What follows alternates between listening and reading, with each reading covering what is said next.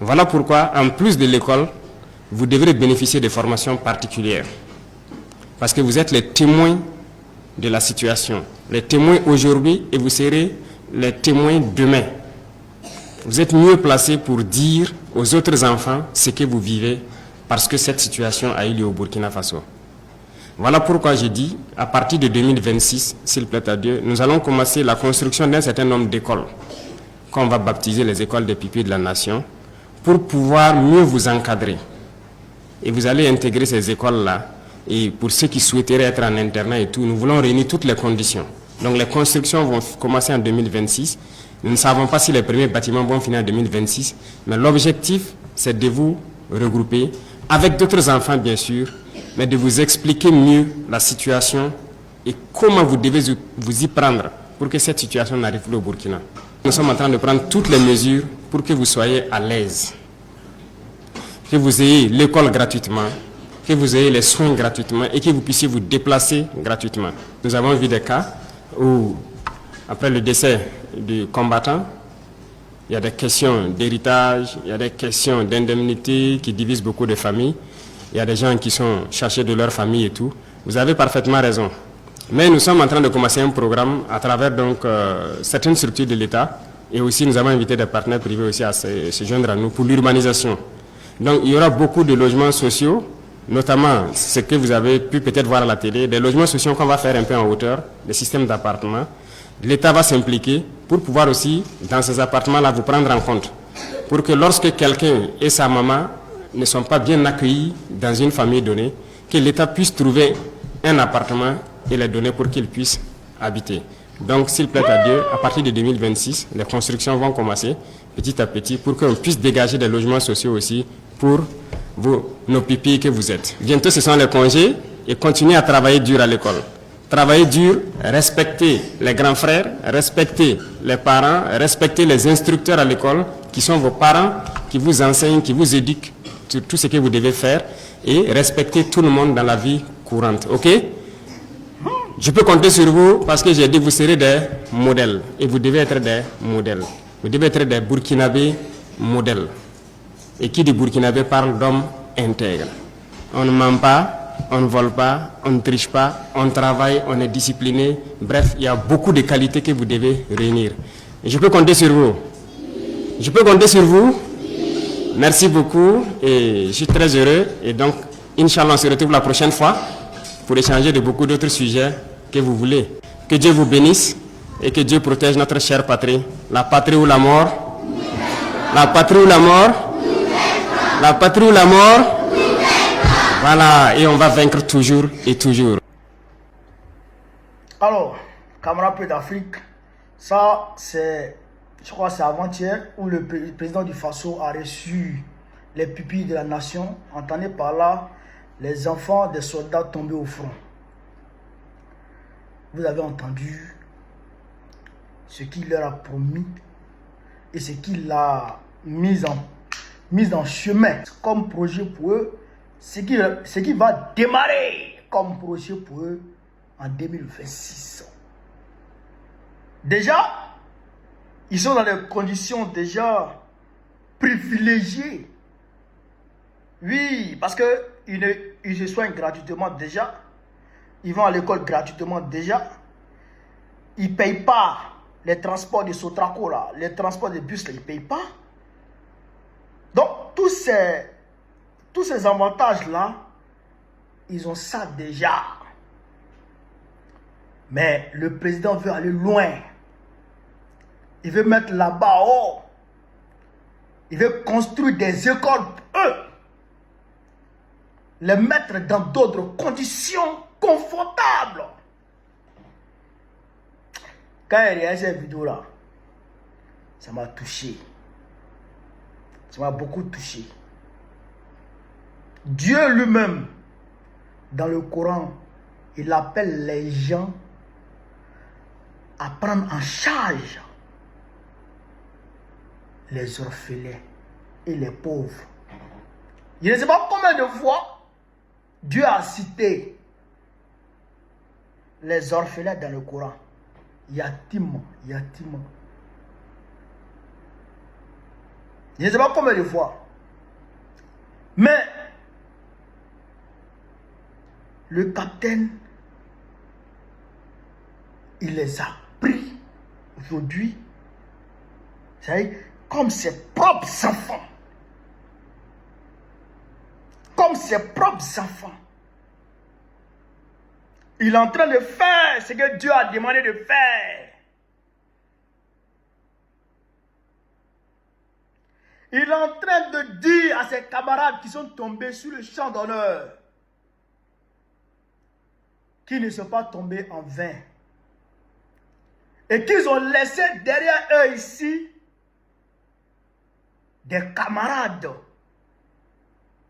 qui sont à mesure de prendre soin de leur progéniture, de leurs enfants. Frère, ça c'est fort. Souvent quand les gens veulent sortir, même quand on appelle les gens à aller manifester, ils disent, ah, mes enfants sont là. Mes enfants sont là. Qui va s'occuper de mes enfants? Qui va faire ceci de mes enfants? Parce qu'on sait que quand on va, quand on meurt, on ne sait pas ce qui est devant nous, mais ce qui est derrière nous, ce qu'on laisse derrière nous là. Ah, on sait. On meurt inquiet. Pour moi, je ne suis pas mort. Mais moi qui ai laissé mon enfant en France pour venir ici là, j'en sais quelque chose. J'en sais quelque chose. Vraiment, ceux qui n'aiment pas ce monsieur, je ne sais pas comment ils se débrouillent à avoir de l'aversion pour ce monsieur. Je ne sais pas comment ils se débrouillent à détester ce monsieur. Mais quand même, eux là, même Satan même va les respecter. Parce que je ne sais pas comment tu peux ne pas aimer quelqu'un qui s'occupe des orphelins. Oh, il y a beaucoup de présidents qui sont passés. Oh, je dis, il y a quelques présidents qui sont passés. Mais ils n'ont pas fait ça. Et le capitaine, rien ne l'obligeait à faire ça. À part sa conscience. À part sa conscience. Et puis l'engagement qu'il a pris vis-à-vis de ses camarades. Il y a beaucoup qui prennent ses mains et puis qui vont à gauche. Mais il faut respecter ce monsieur. C'est pourquoi tous ceux qui vont se lever contre ce monsieur, ce n'est pas contre lui vous levez, c'est contre Dieu que vous vous levez. Et Dieu va s'occuper de vous. Tous ceux qui vont se lever contre ce monsieur verront la honte de leur vie. C'est pourquoi Macron est en train de subir les pires humiliations. C'est pourquoi Draman est en train de subir les pires humiliations. Et ça ne fait que commencer. Il s'en prend crédit sur les Arabes, 11 milliards. Côte d'Ivoire. Côte d'Ivoire, premier pays producteur de cacao. Aujourd'hui, le cacao n'est pas acheté. Ils vont donner reçu aux planteurs. Ils prennent le cacao, ils vont peser les cacao des gens. Peut-être 20 tonnes. Ils prennent le cacao, ils vont avec ça à Abidjan, au port. C'est une semaine après, ils vont venir donner peut-être la moitié ou le quart, ou bien ils donnent le 1. C'est-à-dire qu'ils donnent un peu seulement. Et puis ils repartent, et puis ils payent ton argent en monnaie de singe. Aujourd'hui, ils refusent de payer les bourses des étudiants. Les bourses des étudiants ne sont pas payées. Parce qu'il n'y a plus d'argent. Il n'y a plus d'argent. Bientôt, les enseignants vont rentrer en grève. Bientôt, ils vont commencer à casser les maisons des gens. Et tout ça, on ne va pas l'accepter. Pendant ce temps, nous, on est engagés dans le combat contre le 4e mandat. Bientôt, des manifestations vont s'annoncer. Il connaîtra la pire humiliation de sa vie. Et Macron connaîtra la pire humiliation de sa vie. Poutine a parlé hier. Poutine dit, il ne veut pas faire la guerre contre l'Europe. Mais si l'Europe veut l'attaquer, il faut que l'Europe sache que lui, il est déjà prêt. Et ça ne sera pas une guerre comme pour l'Ukraine, où c'est des frappes chirurgicales, c'est des frappes ciblées. Non, ça sera la guerre totale, la destruction massive contre l'Europe.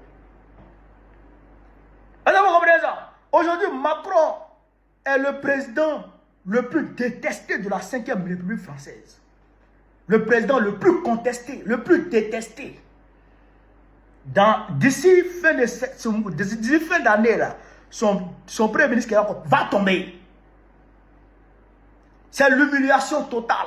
Il a plongé la France dans une précarité économique, mais sans précédent. La France est endettée aujourd'hui à plus de 116% de son pays. Ça ne va pas. C'est Macron qui a fait ça. C'est parce qu'il s'attaque à un enfant de Dieu. À un enfant que Dieu a oint. Parmi ses 3 frères. Il s'attaque non seulement à Ibrahim Traoré, il s'attaque à Assimi Goïta et il s'attaque aussi à Tiani. Oh, c'est des gens, c'est des enfants de Dieu. Je voudrais saluer le capitaine Ibrahim Traoré. Non, vraiment ça là, ça m'a touché. Hein. Il a pris les mêmes engagements vis-à-vis des femmes, des combattants qui sont tombés. Non, je suis vraiment, franchement, je suis touché. Je suis vraiment touché par cette vidéo. Vraiment, Ibé, c'est un grand homme. Il faut le respecter. Que Dieu continue de le protéger, de raffermir ses pas dans ses engagements jusqu'à ce qu'il puisse atteindre son objectif, c'est-à-dire la libération totale de l'Afrique.